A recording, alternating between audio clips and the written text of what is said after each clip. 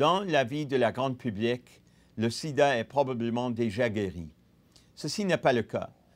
Au niveau mondial, à ce moment, il y a plus que 30 millions de personnes qui sont atteintes de VIH.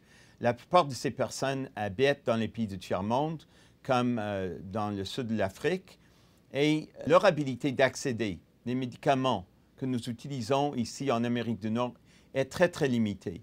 En général, maintenant, ils sont traités, mais avec des médicaments qui sont inférieurs à ce que nous utilisons ici. Dans mon opinion, ceci n'est pas une situation acceptable.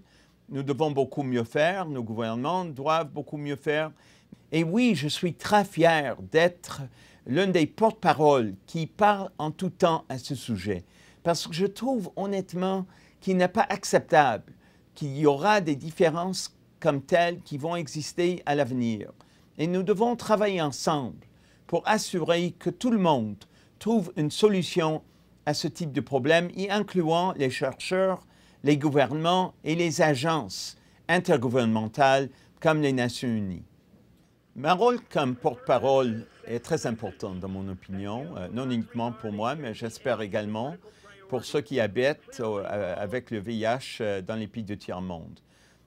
Tout d'abord, je suis très fier que j'étais parmi les organisateurs d'une conférence qui avait lieu dans l'Afrique du Sud dans l'an 2000, parce que cette conférence internationale contre le sida a forcé une compréhension sur tout le monde qu'il est immoral de ne pas fournir un accès aux médicaments antiviraux à ceux qui habitent dans les pays du tiers-monde si, au même moment, les personnes atteintes de VIH dans les pays comme le Canada n'auront pas de problème.